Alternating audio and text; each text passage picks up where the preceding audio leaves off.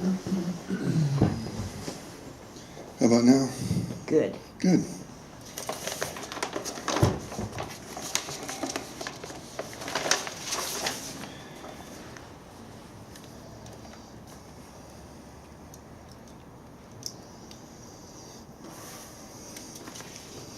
Hey everybody, these first three are from the anthology Moments Before Midnight.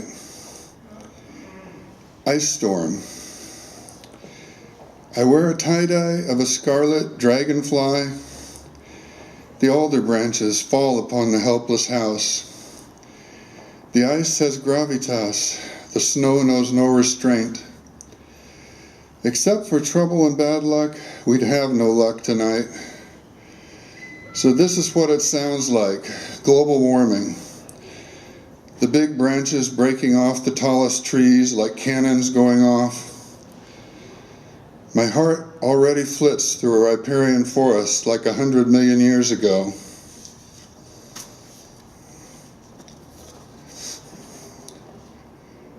The sixth extinction. I'm a moray eel, I'm peering from my hole. Oh, I'm a big red rooster and I'm on the prowl. Insomnia and billowed sails, my love now plows the moonless sea. The poet sings with utmost candor, on the table burns a candle. Ice will bend you like a branch, the night will toss you on the roof. Bacteria snatch genes, promiscuously thrive. Anthropocene despair finds one point, breathes.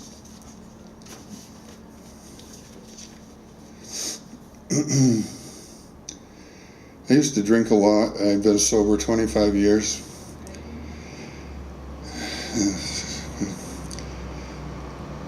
Cosmic drink. Alcohol is termed a toxin, literally poison. Drunk is termed intoxicated, literally poisoned.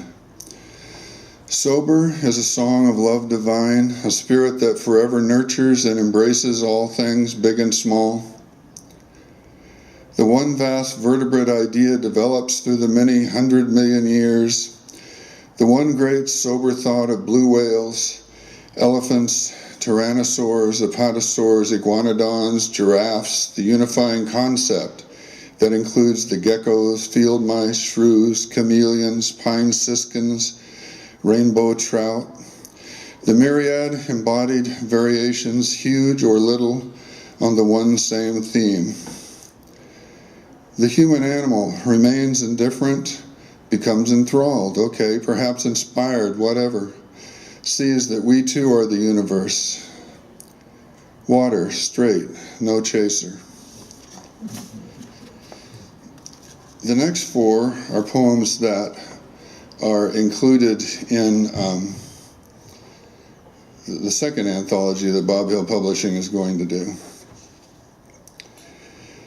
That will be included. A light is wandering at fearful height. A ship is wallowing in fearsome seas. The hummingbirds drink deep from flaming blossoms. Victims are suspended from a holy dome and bathed in peace. The smooth black stone remains immobile. I awake at noon and cleave the ocean as a plow. The barefoot sisters weave the gold and silver threads. I'm not afraid. The truth and beauty of my epic don't destroy me. Dear Sophia sings at once with many voices. Her polyphony pours out into the universe and turns to silence. Osip writes of malachite from exile. Tell the fatal starfish Jim is dead. Ophelia sings herself to sleep. Bacteria can live forever, verily, amen. A candle flickers on the table. As your mysteries have shattered into bits of lapis, I create a blue mosaic that improves my mood. The light meanders down the awesome depths. The forms are lost. The endless oneness of the spirit stuff remains. I'm not afraid.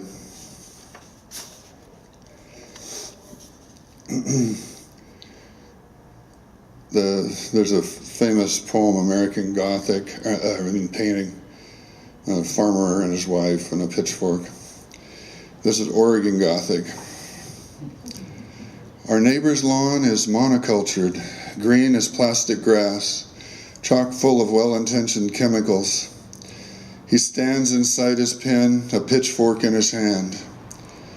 She stands beside him, holding close an Araucana hen. He flies his flag, American and proud, the stars and stripes forever flapping in the breeze beside his perfect lawn. She looks me in the eye, speaks French, holds out her reddish hen for me to pet. Blue eggs are very savory. I eat them over easy. All the evil of the world. There is a kind of sentence, supple, strong, that gathers up the moment and connects it to all time. You can collect the evils of the world and classify them, catalog them, house them in a library of evil. Ever so relenting is the music of the universe, for rallentando flows the sacred song of key. I sit and wait, a perfect fool who lets the innocence of poems find him.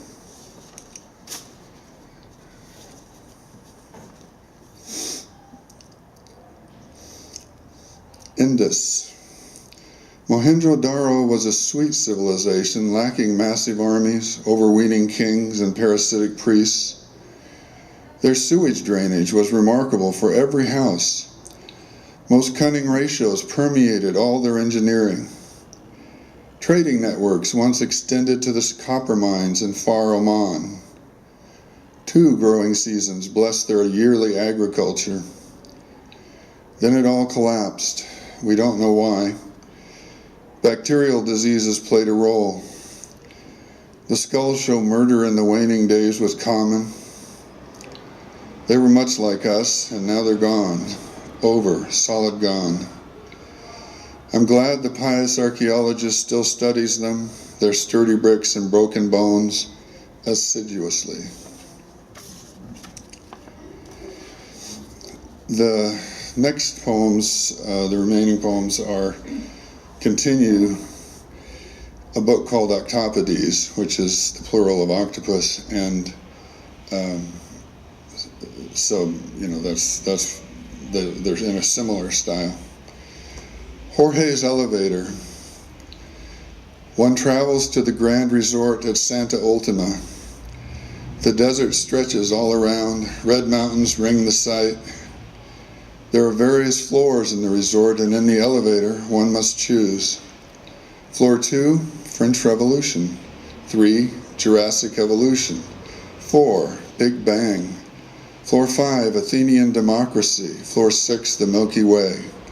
Floor 7, Universal Key. Floor 8, the Chinese Garden. 9, the Himalayan Hermitage.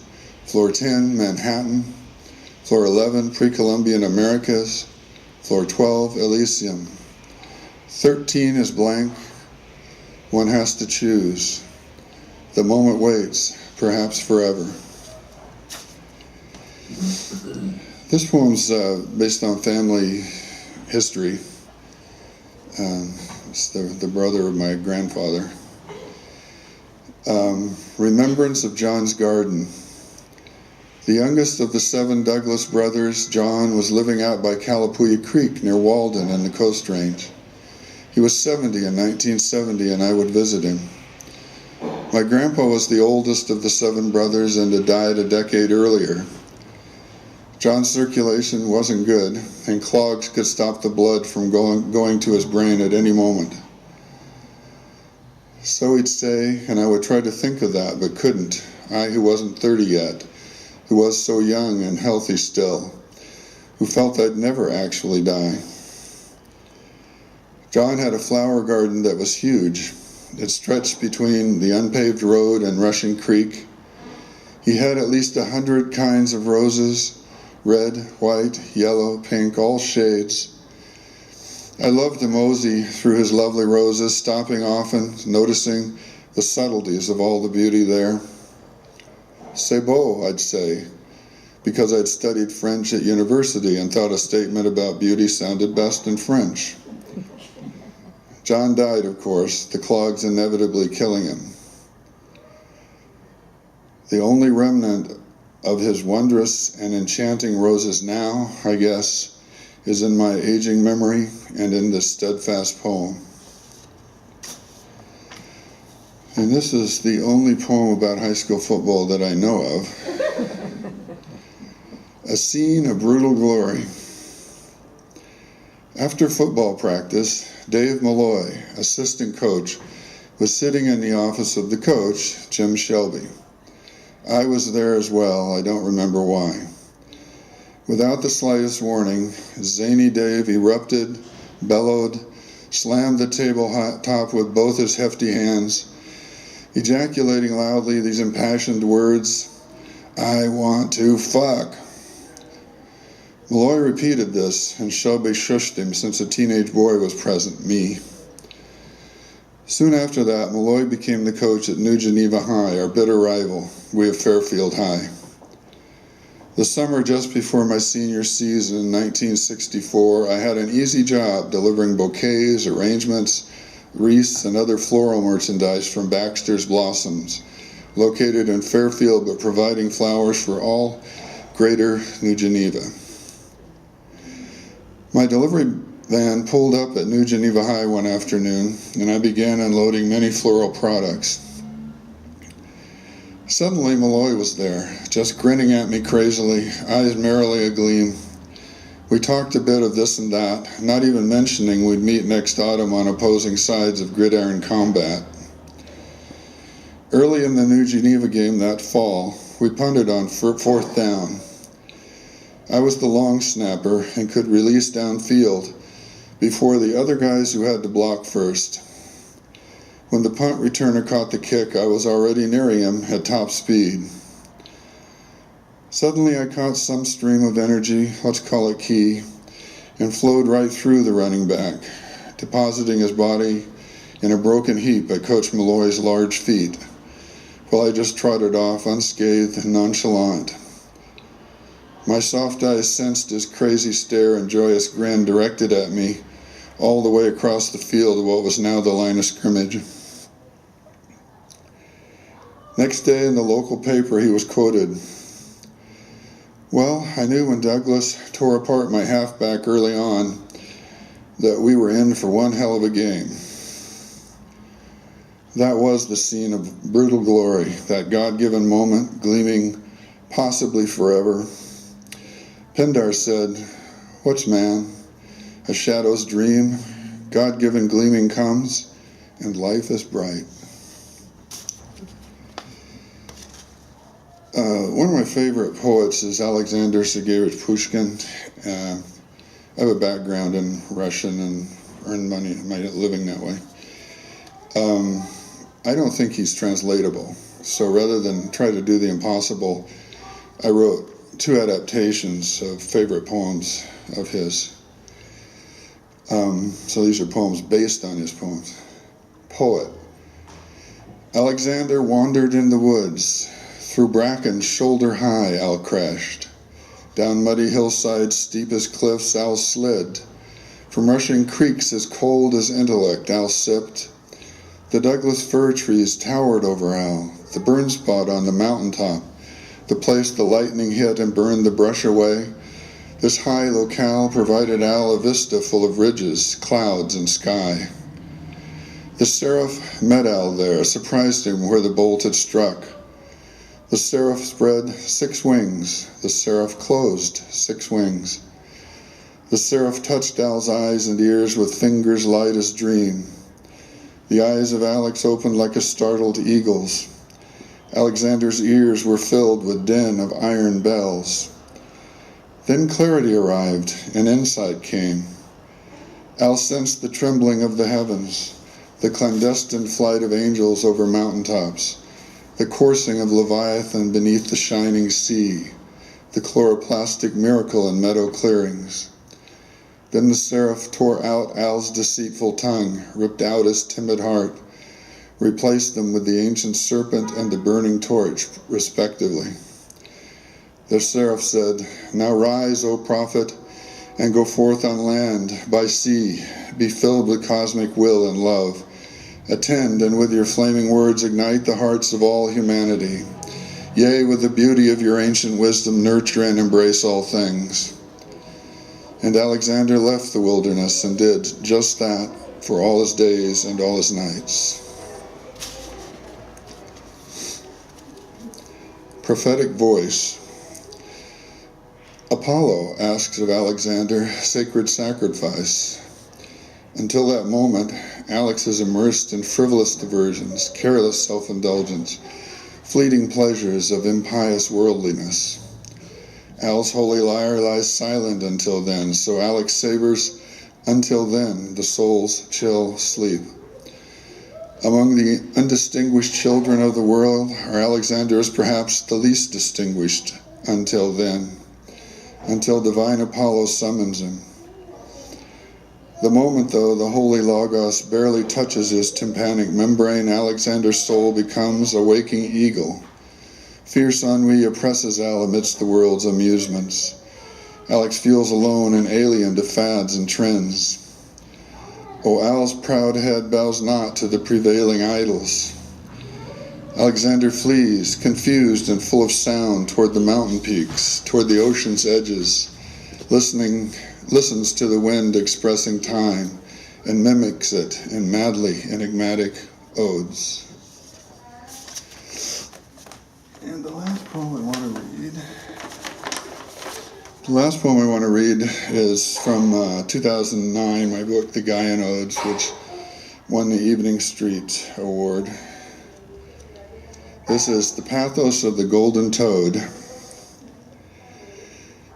C'est par une fierté folle que nous nous préférons aux autres animaux et nous séquestrons de leurs conditions et société, Montaigne. It is through a mad pride that we prefer ourselves to other animals and sequester ourselves from their condition and society, Montaigne.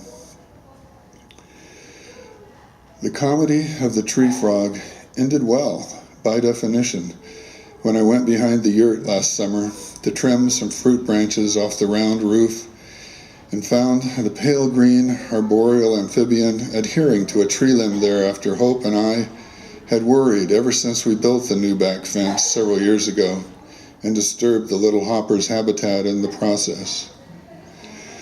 But the pathos of the golden toad seems another matter, arousing pity and terror in cathartic proportions. As I now realize indoors in my home in autumn of 2006, while the rain pours down again in biblical measures, just like during Hope's and my childhoods here in the Willamette Valley. For these El Nino effects that are ending our drought have also brought at least one extinction that I know of in that Costa Rican forest where the golden toad vanished, a mere 23 years after researchers discovered its existence. Consider, please, how the males were the color of spun gold, while the females were black, yellow, and scarlet. How both were secretive most of the time, keeping to cozy burrows amid mossy root masses. How they would emerge and converge after the spring rains to participate in wild mating orgies in the elfin woodland. How the rise in global temperature dried out their many thousands of eggs. How the last known golden toad was that lonely male, sighted in the Monteverde Cloud Forest Preserve on May 15, 1989, and how he seemed to be waiting impatiently for the sexual revelry to begin again. Heaven blazes into the head. The goddesses Gaia and Galaxy are eternally beautiful. We are always taking our leave from our native valley. A mouse shows us how to seek and sleep where the darkness halloos. Obsit omen. Let this not be a precursor. I do not know what to say.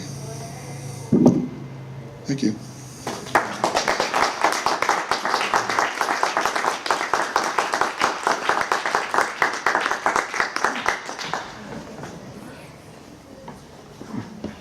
Tell everybody goodbye. There are some bookmarks on the table up here from the Oregon Poetry Association. You're free to take one. They're very pretty bookmarks.